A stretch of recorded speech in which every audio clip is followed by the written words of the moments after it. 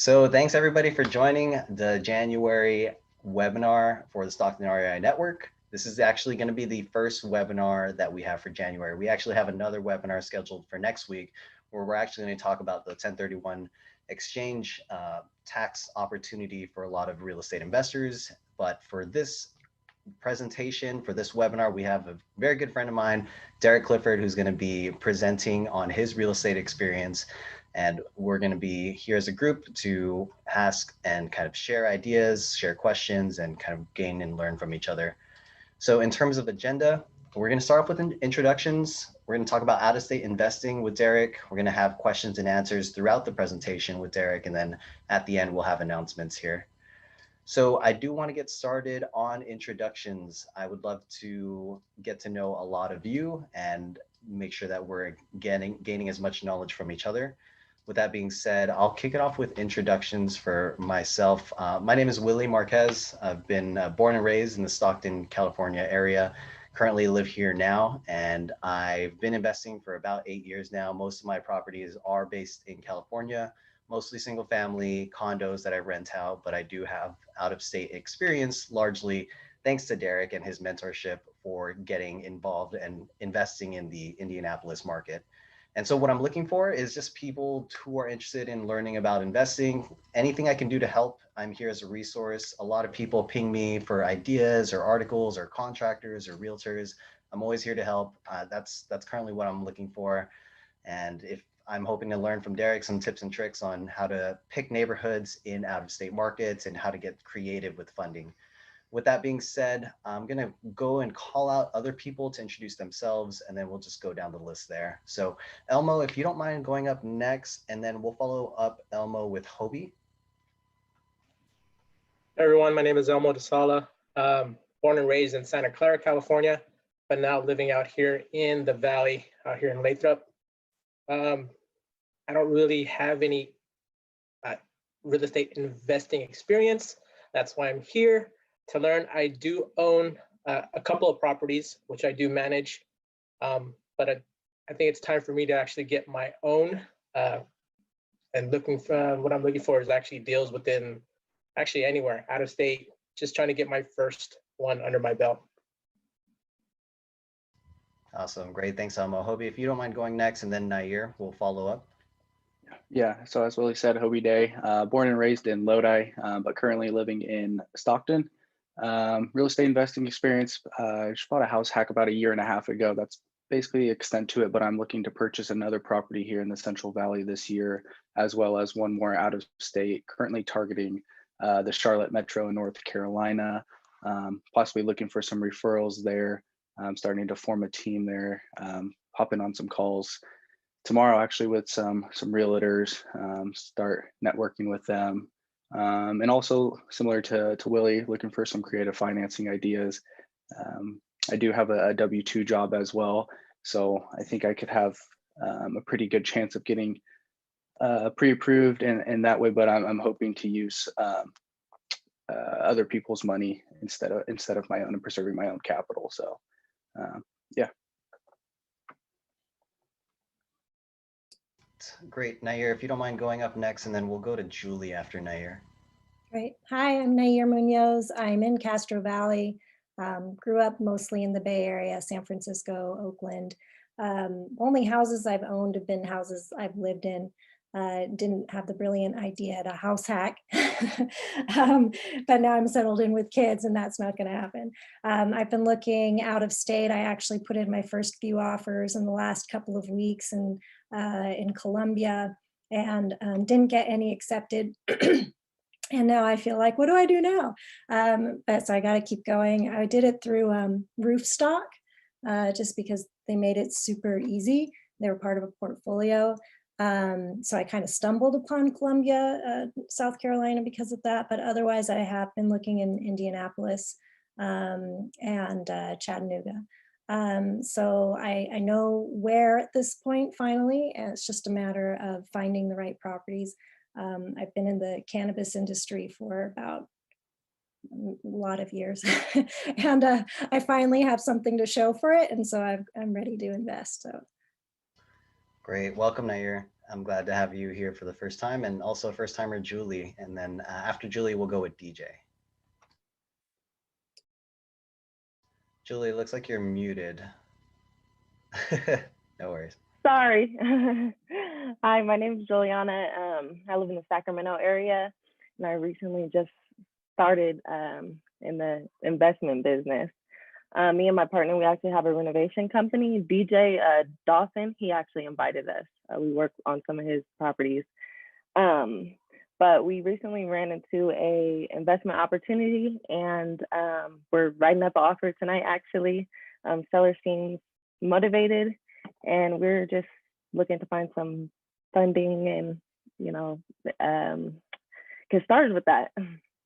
Awesome. Welcome, Julie. Glad to have you here. DJ, if you don't mind going next, and then after DJ, we'll go to Chris. What's up, everybody? My name is DJ Dawson. I am a real estate investor here in Sacramento, but I work between here to the Bay, Central Valley. I'm a realtor as well as a investor in the sense that I'm house hacking my own home, and I've been flipping for about 2 years. So 2020, we did 3 projects. I have one that we're working on right now. As Julie had mentioned, her and Jordan of Beyond Renovations have helped me with that and some of my other ones. And I'm actually getting into a little bit of wholesaling, working with, I just had a deal kind of come across my plate that seemed fitting for a wholesale opportunity. So I'm partnering with a big time wholesaler here in Sacramento to kind of tag team that, learn from them. And then we're going to kind of split in that sense. Yeah, I'm happy to be here again. Always looking for more partners and working with good people. That's what I care about. Awesome. Welcome, DJ. And just a heads up for most of you, DJ is actually going to be presenting in one of our future webinars. So really great to have him here, part of this group. So we'll go with Chris next, and then follow it up by Chris. We'll go with Jordan for an introduction. Hello, guys. My name is Chris Eccles. I have a duplex in Stockton, California. I'm looking to learn about flips. I'm looking for partners. I'm looking to get capital. I'm looking to learn about out-of-state real estate. And that's about it. Welcome, Chris. I'm glad to randomly message you, and I'm glad you're able to join today in today's webinar. Thank you for inviting me. Of course.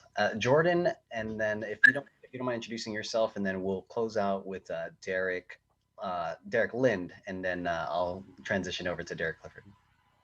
Okay, yeah, my name is Jordan Marshall. I am owner of Beyond Renovations 365. It's a renovation company in the greater Sacramento area. I'm also a licensed realtor in the state of California.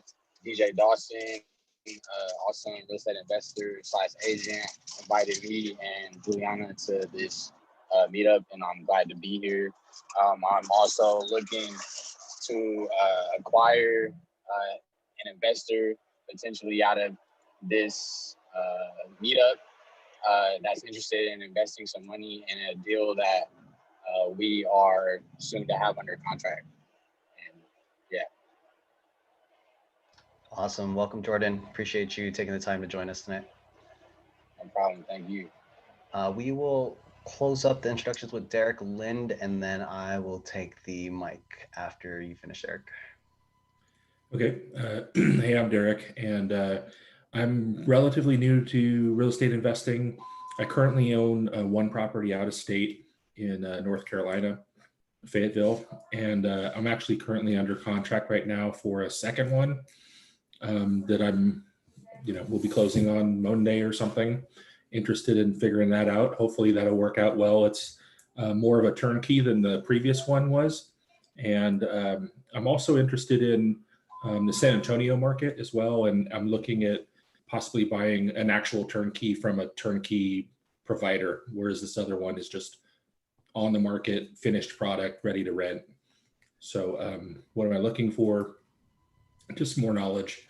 And I'm also considering possibly buying something here in the Bay Area or California somewhere, and just trying to learn more about Bay Area or California market.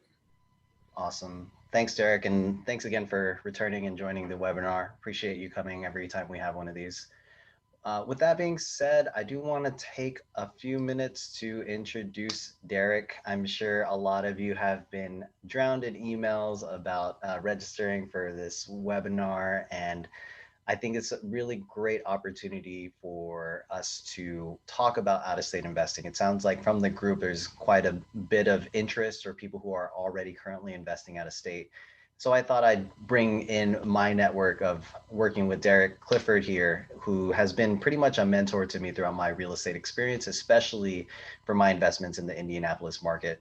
Derek Clifford has been a connection that I met through my brother-in-law, who is a good friend of Derek's, and from there I've always just shot him emails, randomly texted him, hopped on calls with him anytime I had an idea. He has a company, Elevate Equity, that he does this kind of similar advice and mentorship for people who are doing real estate investing and have questions, especially out of state. So I'm happy to introduce Derek Clifford to lead us on this webinar and hopefully bring some great real estate investing experience into our group here. So Derek, thanks for coming. And if you don't mind doing a quick intro, and then we can go into what you have set up for us today. Yeah, absolutely. Thanks so much, Willie, for having me on. It's an honor to be here again. So thank you for having me for the first one of the year. And to all of you guys out there, it's great to meet you.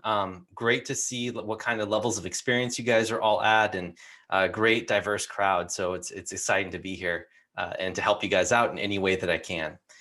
So maybe I'll back up and start with some of my real estate investing experience first, where I'm located, and then I'll go into what I do, my approach to investing, and then we'll walk through an example of a property that I've actually took down that was one of my most successful ones. And then after that, maybe we can go on to multifamily and talk a little bit about multifamily out of state, like larger 5 or more units. And then we can have a Q&A. So I'll try to be as brief and succinct as possible through each one of those so that we can get going. So I live in Brentwood, which is a kind of Stockton-ish area. I guess it's a little bit west, more towards the Bay Area. I've been investing since 2017 primarily in Indianapolis. And I got started out there by really just focusing on where other people were investing out of state successfully. I just went to meetups and found a few mentors who were already investing out of state, and they had, picked a bunch of different markets to purchase in. Indianapolis was one, Kansas City was another, and then Cleveland was another. And so there was a whole bunch of different cities. And so I took it upon myself to really be intentional about selecting a market and sticking with it for a while. So once I selected the market, that took me about a year to start understanding how real estate investing works, and started looking at a whole bunch of properties and just expanding out my network. So even though I said I was going to start investing in real estate, I actually didn't pull the trigger on any one of my properties until about a year from when I started, researching. And that's why, I was able to come in with such a great effect, because I was able to save my money, plan my approach, have my network of folks out there who I could tap into, so that way, when I did go out into the market, it went in with a bang. So that's how I was able to do that. After those 13 units, once I got those under my belt, I started expanding a little bit more. I sold one property that I had here in California because I was having issues with evictions and the tenants, and did a 1031 exchange and turned that into like 7 properties out of state. So that's where the basis of my entire foundation, my portfolio, was from. And then a year after, me and a couple of guys flew out to the market, and we found an 18-unit multiplex, and we closed on that one. And we bought it for $350,000, 18 units, put in about $700K worth of work. And a couple of weeks ago, we finally refinanced it, and it was worth $1.4 million. So we were able to pull out all of the money that we put in and more. And now it's a cash flowing asset that's paying for all the debt and giving us a nice little stable return in the end. What's next for me right now? I've got a 37 unit that's under contract, and I'm looking at a 250 unit as well with one of my mentors. So I'm doing syndications as well. I've got a podcast out there where my wife and I interview people and try to help them understand how a couple or a very close domestic partnership are able to kind of divide tasks and divide and conquer and get on the same page, get in line with the vision first, and then work together to really achieve this big, hairy, audacious goal. So that's a little bit about me. So before I go into some of the methods and means that I use to invest out of state, does anyone have any questions for me on the background? What's the name of your podcast? Elevate Your Equity. Thank you. No problem. And it's on iTunes, Spotify, and many other places. So everyone here seems to have some level of interest or already experience in investing in real estate. The way that I do it is I like to do buy and hold. And there's a reason behind that. I know that flips are pretty popular, especially in California, because it's something that you can do. You can go out there, you can look at a property, you can hire contractors, get it done, and then make a profit in the end, right? Well, the way that I invest is I look at flips as a lot of time and energy, because it takes time, it takes focus, and whatever you're doing, you've got to really be dialed in all the time with what's happening on your flips. I like to be more of an investor that says, I'm going to park my money in an intelligent place and let it grow. Be kind of like the crock pot and not be like the microwave. So why would you do something like this? So there's a lot of reasons, but mainly I'm going to actually show you something. Willie, if you don't mind me sharing the screen, this is an image. This is an image from one of my books. Here, let's see, I can share screen. Oh, Julie, you have to turn on screen sharing.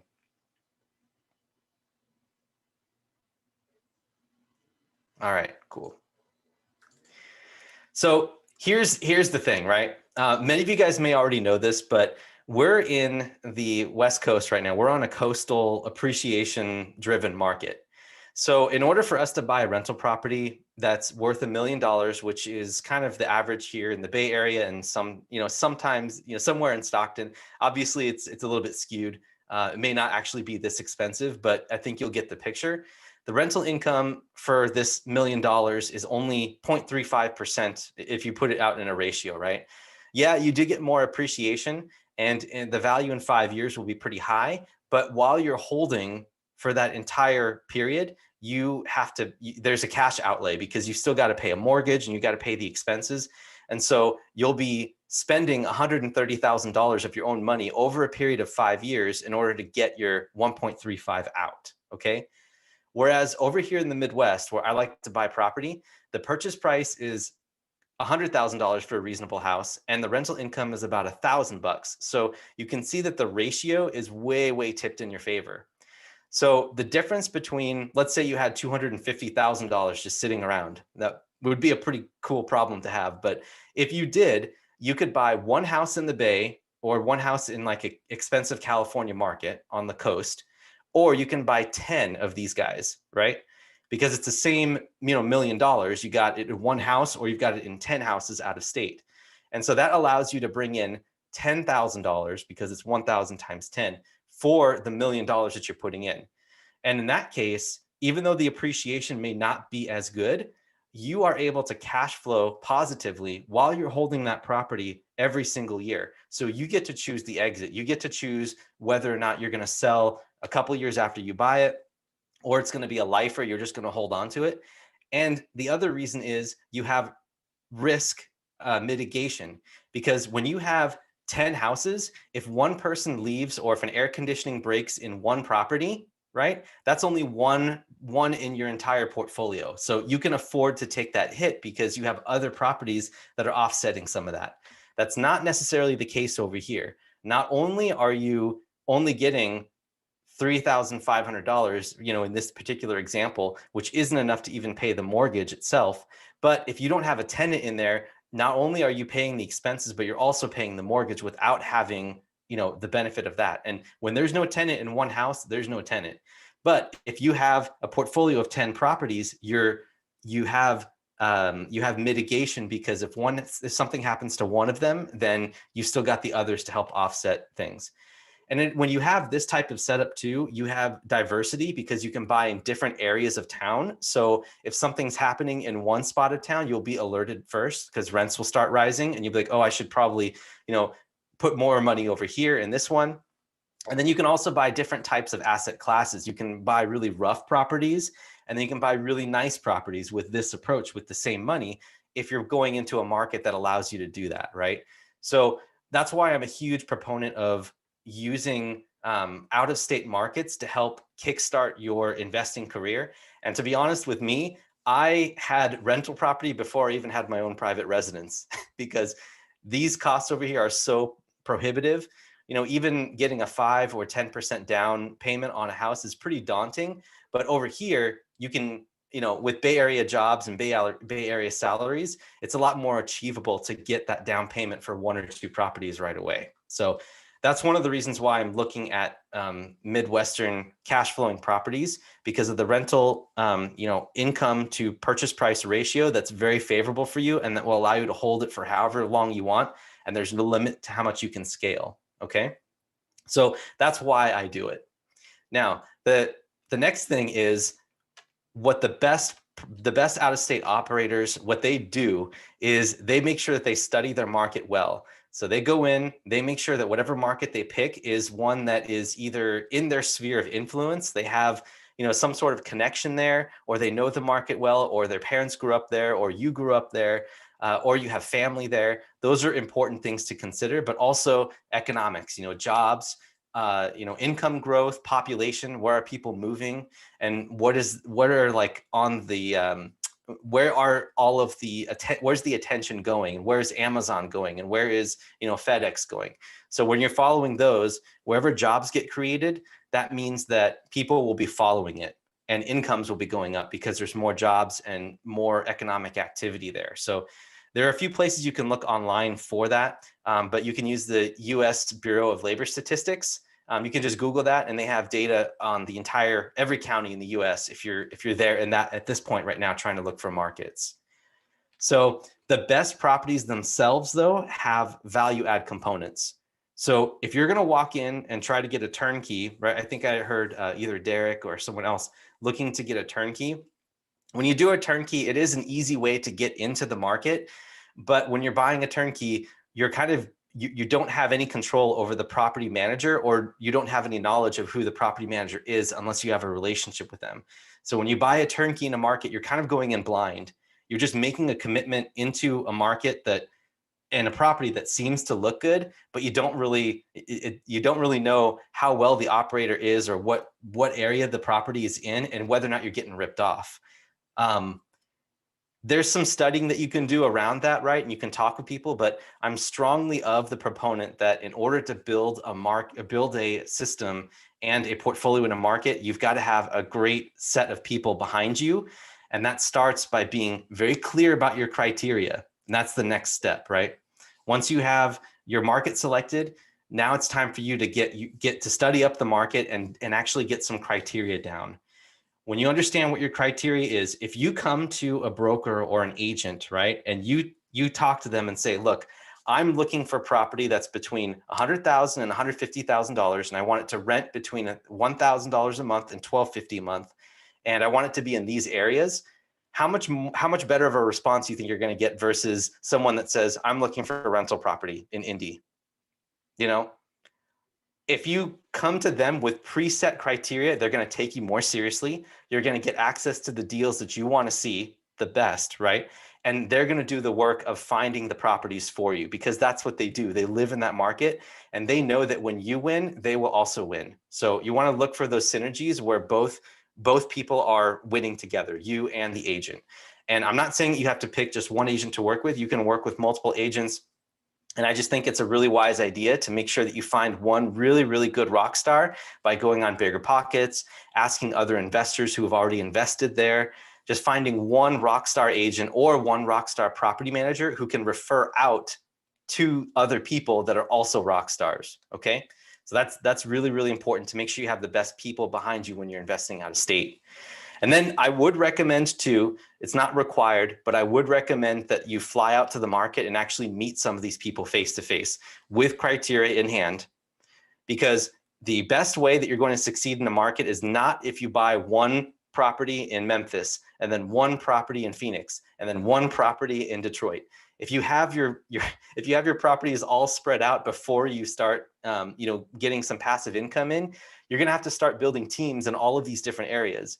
And while there's some benefits to doing that, I think let's face it, we're all working people, and there's only a limit to how much time you have and how much energy you have. So if you really focus and dial in on one specific asset type, like your strict criteria in one market, and let your people do the work for you to fit that criteria, you're going to do so much better. And then once you have 5 or 6 properties in that area and your team is running, right, they're going to keep sending you properties without you even asking, because they know that you're going to close on them. And then once you have that market down, now it's time to do the same thing in a different market, right? So you have that one set up, they're throwing off properties to you. You can reject them, you can review them, you can say, oh, this one looks good. And while you're trying to build your team in the next market. So I just highly recommend that method. And if you're going to go out and buy single families or small multifamily portfolios, do buy a portfolio. Do not buy just one house and then call it done, because that's going to be just a pain in the butt for you. It's not going to move the needle in your financial life. Okay. It's going to actually be more of a headache, because what's going to happen over time is you're going to get the thing going so it's clean. You're going to have rental income coming in every month. You're going to have to pay the mortgage if you're going to use leverage.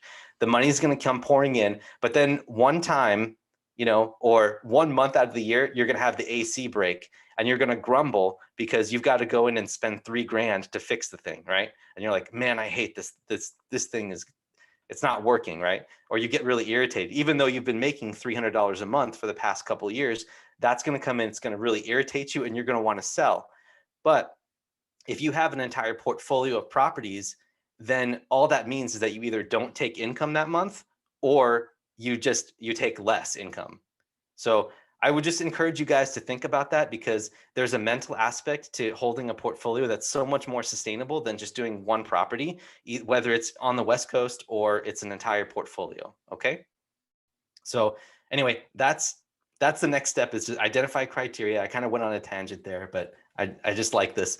And then the next step is, once you have your team built and they're sending you properties, you got to start underwriting, doing a lot of underwriting, because you don't want to accept the first property that comes your way, because how do you know? You don't have really a frame of reference.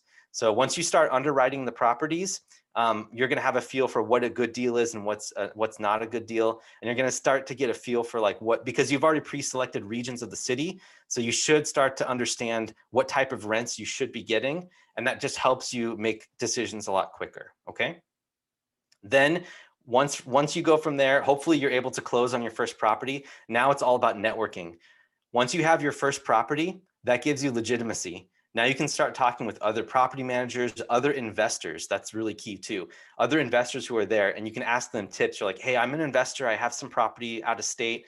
I really want to, what property managers are you using? Or what parts of town do you like, right? And having your experience in that market gives you something to have a discussion with an experienced investor about. And then you'd be surprised how far that gets you.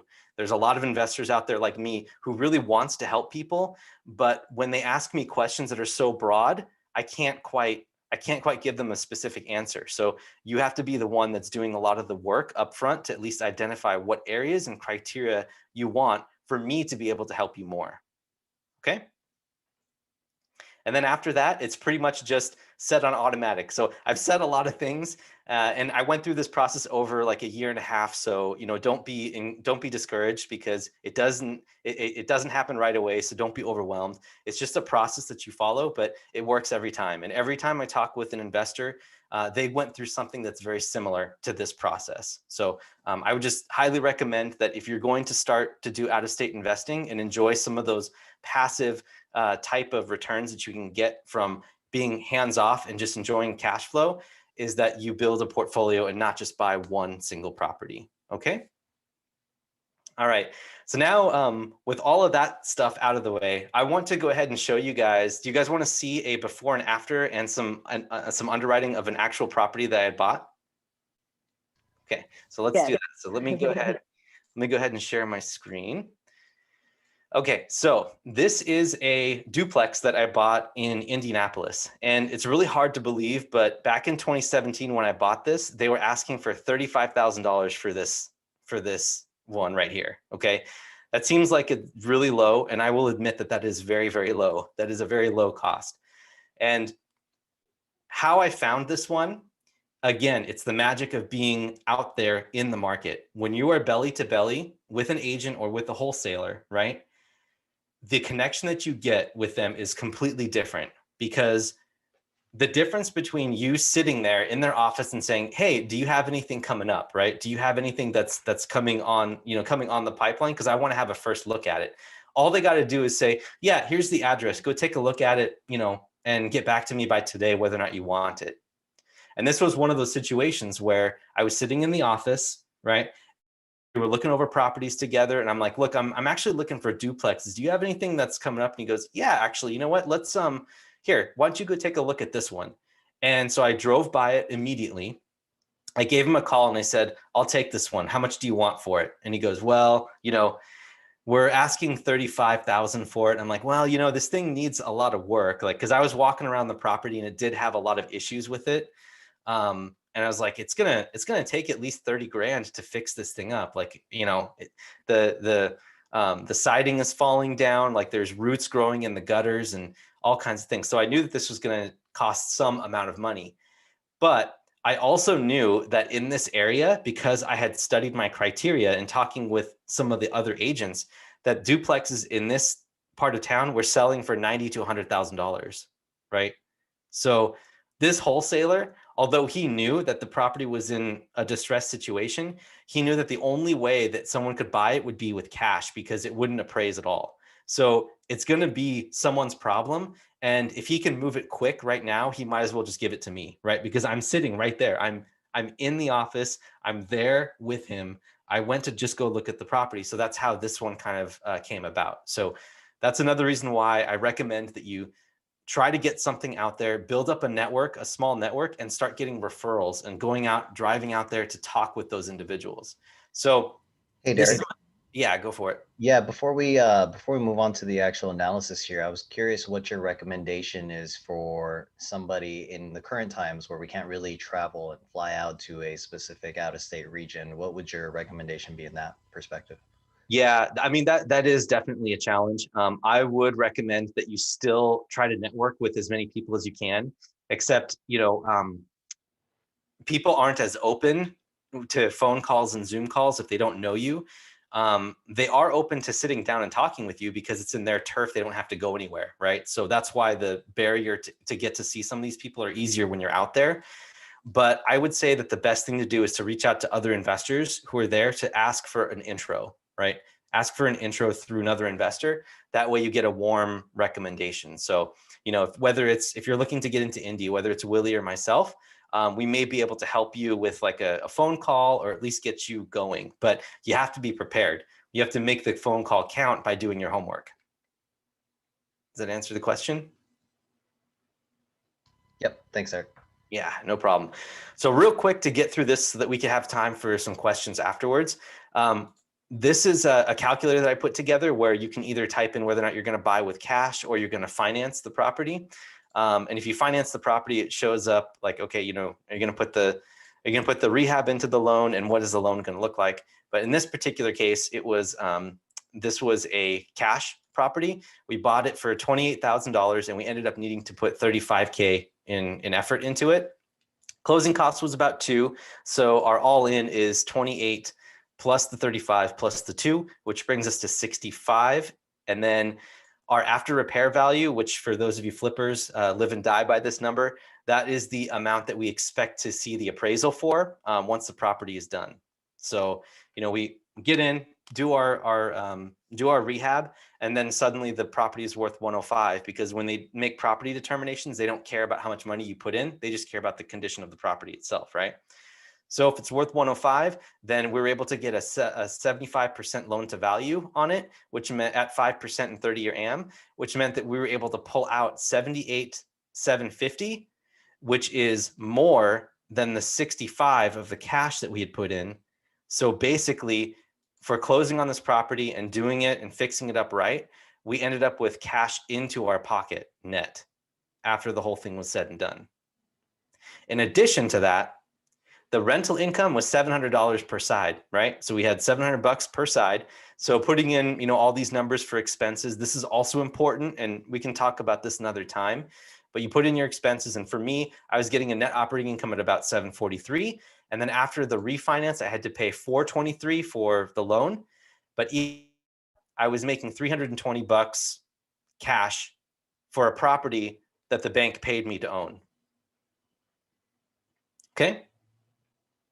This was the most successful property that I've done. It was a headache because spending this $35,000 is a lot of, it's a lot of rehab coordination, and it takes a lot of time and energy. And you guys who are doing flips, you know exactly what that's like, but imagine doing it from 2,000 miles away and not being able to just drive up to the property, right? So that's where the rub is. That's why you got to have good people that you trust out there, like property managers that you've built a relationship with, who can do you solids, right? They can drive by the property once a week and make sure that the contractor's doing what they say they're doing.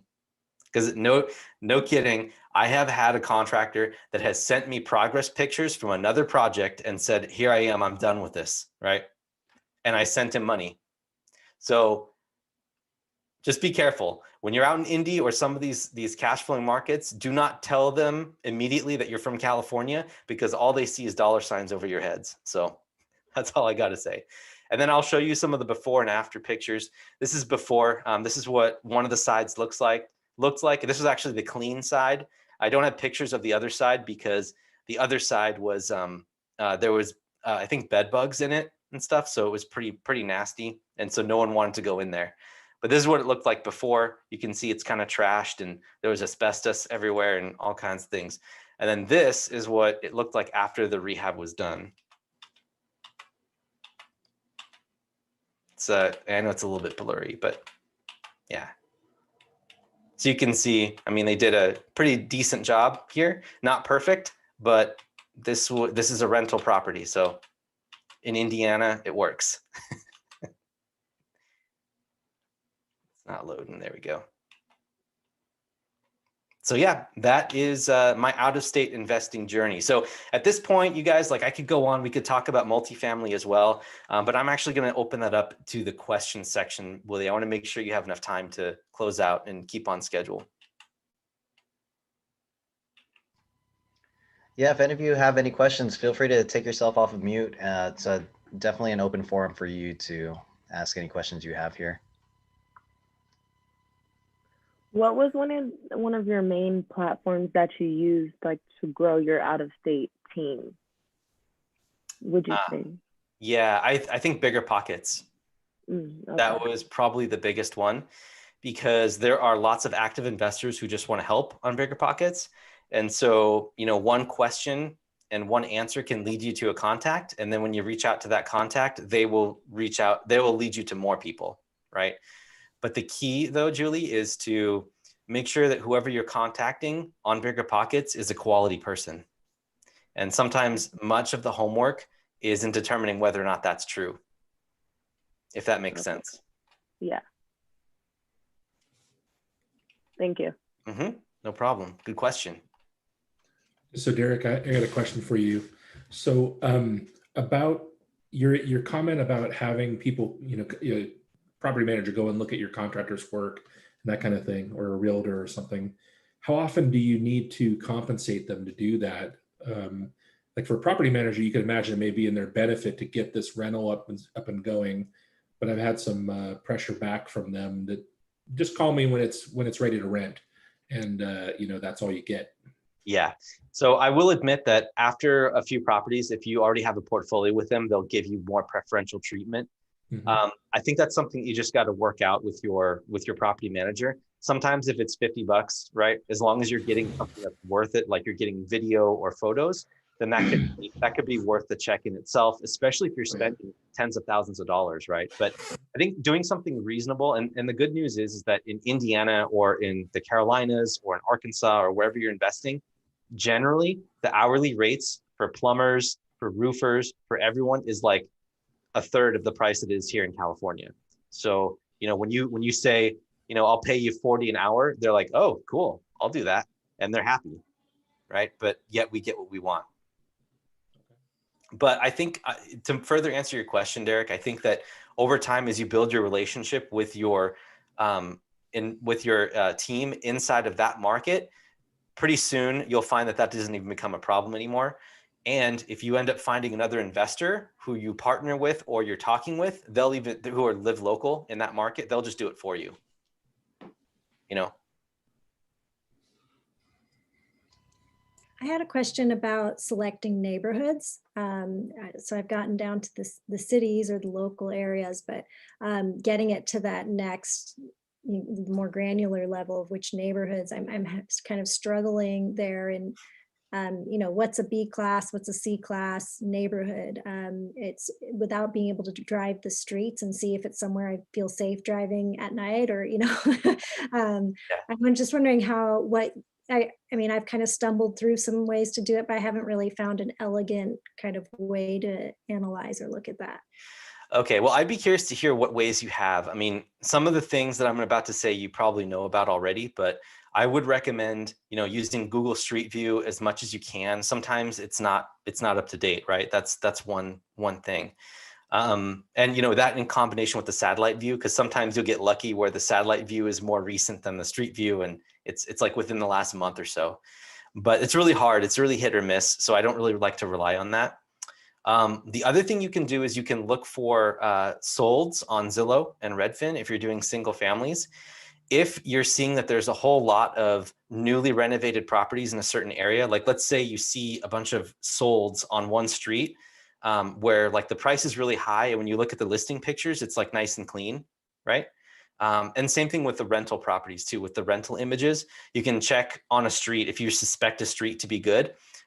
You can use that. You can use the information that's available to you from Zillow and from Redfin.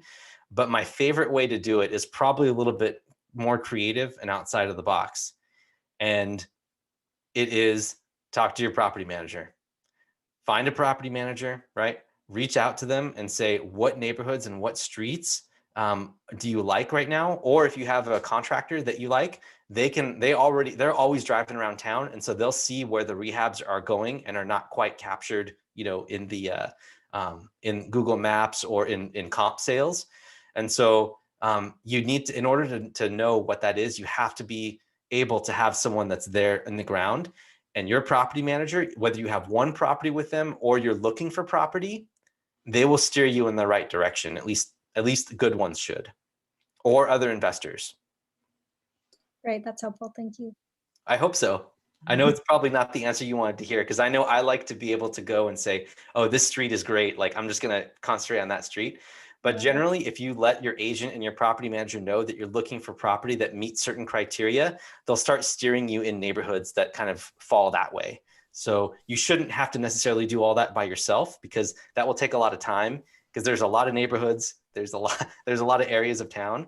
And so getting some hints from some of the property managers to ask like which streets are good and up and coming, that will ease your search a lot. Yeah, great. Thank you. I'm kind of stuck at the point where I'm trying to do it all myself. I need to just jump in and find a property manager and real estate agent. I think so. As long as you have a healthy conversation. I mean, I wouldn't see why a property manager, if I was a property manager and you were calling, you know, as a potential investor with cash, I wouldn't see any reason not to help you.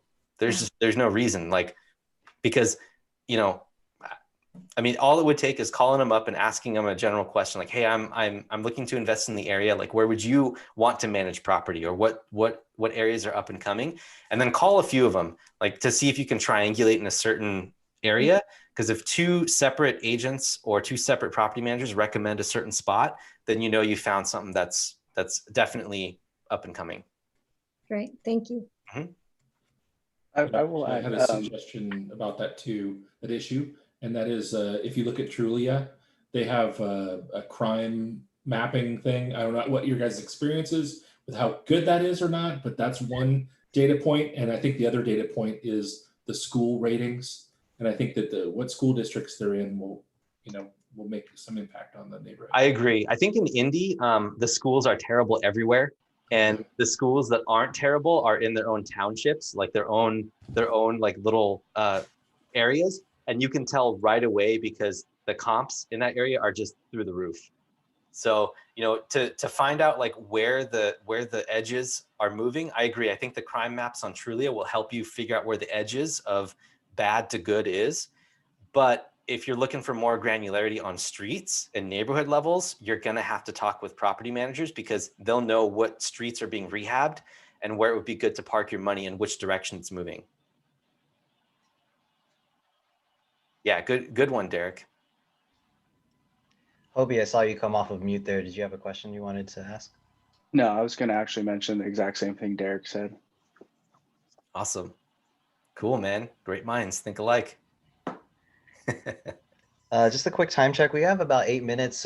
We still have plenty of time to ask any questions here. So if any of you have any questions for Derek, please feel free to jump in here. Yeah, I mean, if you guys want, feel free to jump in, but I could also tell you guys a little bit about multifamily too. I do have a question to ask. Go for it. In regards to that duplex, your first deal that you were describing, how did you go about financing that 68,000? Doing what? Finding it at 68 or? Financing the whole deal itself. Financing it, yeah. Well, so when I bought it, it was cash. I purchased it was $68,000 all in, right? So it was cash to the contractor, but it was actually money from my uncle on my wife's side. So it was actually a private debt from them. And when I showed them the numbers and showed them, look, this is what the comps are going to be. So I'm going to be able to refinance you out. I'd be happy to pay you, on your money or something.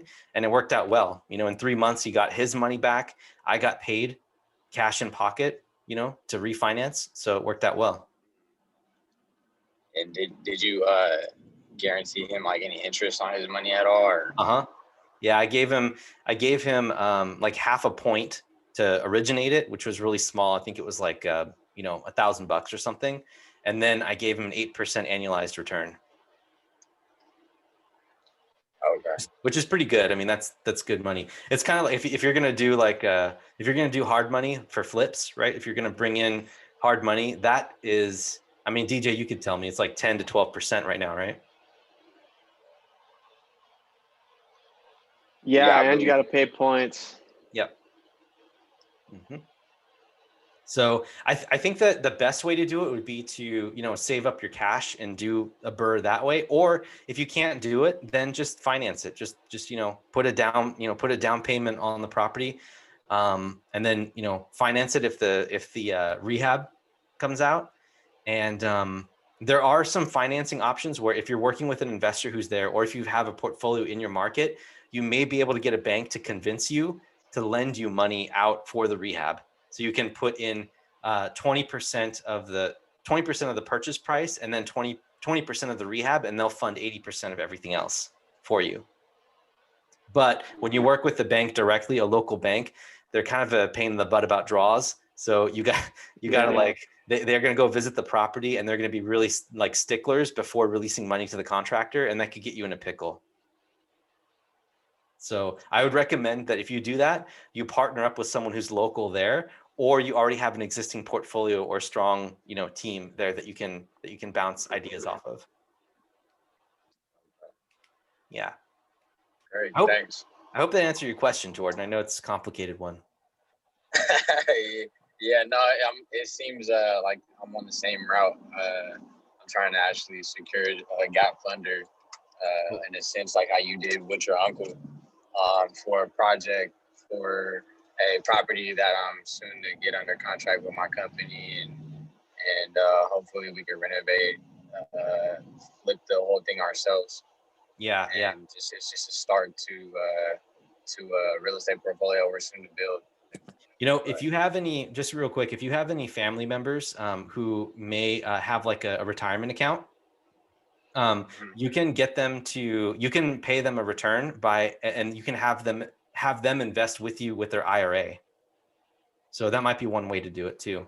I don't think it can't be direct family members. Like it can't be, I think your either your brother, sister, or mom or dad. But I think if it's an uncle or something like that, you can actually see if they want to convert some of their retirement funds from a 401k, or if they have an IRA somewhere, they can convert it and then they can lend to you like a note, and then you just pay them back. Okay. Yeah, I have a meeting actually with an uncle on Monday. Probably gonna discuss something like that with him. If not, talk to him sooner than that.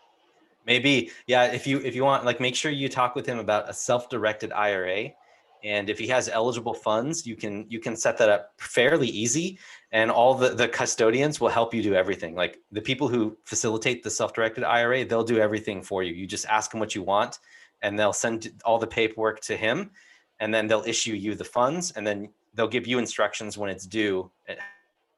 Yeah, I don't think it's self-directed. He just retired from Southwest Airlines just this year, and he's been in real estate, but self-directed in a sense, I wouldn't. You'll be assume all that. right. You'll be all right. If it was an old 401k and he's not working there anymore, it can be converted into a self-directed IRA. Okay. Yeah. I have a question. I don't want to sound too new. Why do you say that it can't be like a brother, sister, mother, or dad?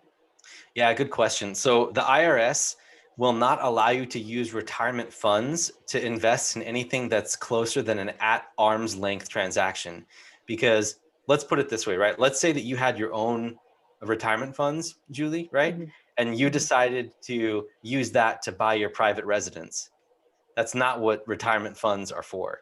So Okay. the government kind of draws the line at like any because if you do it for it's like nepotism, right? If you do that for your kids, then your kids can do it for you. And like an uncle is at least like one, like a blood relative that's not in your family. So the IRS kind of, they have to draw a boundary somewhere. Right. Yeah. And you can't, unfortunately, you cannot, you can partner with yourself. Like you can buy half of a property with IRA funds and the other half with like cash from your own pocket. You can do that. But it's really a pain in the butt because now you have to split all of your taxes. You have to split all of your expenses. And so like when the cash flow comes in, the rental income, you got to split it. And if even $1 goes in the place where it shouldn't go, then the IRS will come down and they'll make your whole IRA ineligible for retirement. So you basically have to pay the penalty on all of it. So you can do that in some cases, but it's just a weird thing that the IRS will and won't allow. Well, that's good to know. Yeah, for sure. Thank you. No problem. Great. So a quick time check. We're at 7:59. I know there's probably a couple more questions. Nair, I see you come off of mute. So if you want to ask your final question, and then we can wrap up here. I'm happy to give my question to someone who hasn't asked anything, if that's okay. I think the next person up was going to be Hobie, but Hobie's already asked the question. It's 8 o'clock. Go for it, Nair. I was just going to ask, I assume you're working with wholesalers. How do you find wholesalers? I mean, I would look on Bigger Pockets. I'm just curious. I mean, I've been Googling wholesalers in certain areas, and I'm just having trouble finding wholesalers. Yeah, I think wholesalers are a very special breed. They tell you what you like to hear. And they're very what's the word? Slippery, because oftentimes a deal that they've gotten is probably daisy chained 8 times. Like there's an original seller, and then there's one wholesaler on top of that, and then there's another wholesaler on top of that, and there's another wholesaler on top of that, and then it's you, and then they're still making a margin on the profit. Anyway, that being said, I actually don't work with wholesalers anymore because I'm now working in the multifamily space. So I don't work with in the single family realm. But when I was working there, I think that Bigger Pockets is a good start. I think that another good start is talking to other investors who are already there in that market. You can I mean, Google will work too, but one creative way to do it is to pretend that you are someone who needs to sell their property. Mm-hmm. So pretend that you live in Indianapolis, or pretend that you live in Kansas City or Chattanooga, right? Pretend you live in Chattanooga and say, you type into Google, Chattanooga, I need to sell my house fast. or something, right? And then you'll encounter these people on that side, and they probably won't know. Their brain will probably like fry up, but at least you'll get to talk to some wholesalers that way. That's yeah. Good idea. Mhm. Yeah, that's super sneaky, Derek. I like that one. I might try that one. It's just like how if I'm looking for information on how much a property is going to rent for, then I'll pretend that I'm a prospective tenant for a multifamily property. Like if something's going to come for sale, I'll pretend I'm a tenant, and then I'll ask questions about the lobby and things that a seller would actually want, or a buyer would actually want to know. Yeah, that's cool. Yeah. That's cool feedback, Derek. The one thing I'll add here is that social media has actually been really good for me to find wholesalers and people who are trying to sell off-market properties. So what I've done is I go onto Instagram and I follow #Indianapolis real estate, and I'll click on those recent posts, and then I'll see several posts of people who say, just closed on this home off market, just closed off of this home. And I'll send them a direct message saying, hey, I'm actually interested in looking for a home too. Can you put me in contact with who sets you up to purchase that home? And they'll link me to somebody in a direct message on Instagram. And like you mentioned, Derek, a lot of people are just willing to help, so they'll be able to give that referral there. So yep. With that being said, I do want to wrap up today's webinar. Derek, in case people have other questions or want to get in touch with you, how should people reach out to you? Yeah, please just go to my website. There's tons of information there. It's elevateequity.org. Go look it up. There's blog posts. There's all kinds of things. And if you want to set up a time to talk with me, there's a form to do that. And we can talk one-on-one about what your goals are. And it can be anything from getting your own single family portfolio started to doing multifamily and learning how to do that. I'm here as a resource. So just let me know how I can help you. And even if it's just strategizing and talking high level, I'm here to help. So that's it.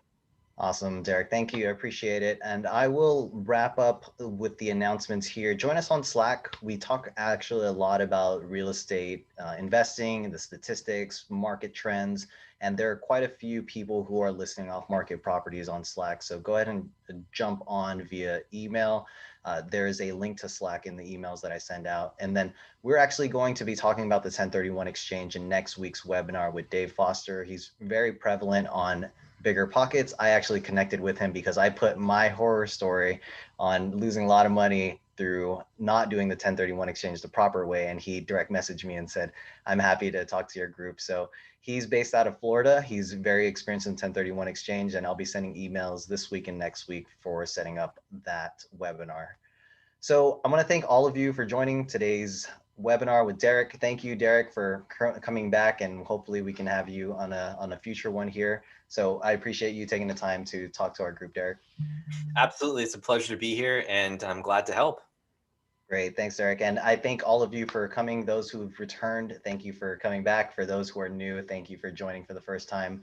And we'll be in touch in the next webinar. Thanks for joining. Bye, everybody. Thank you.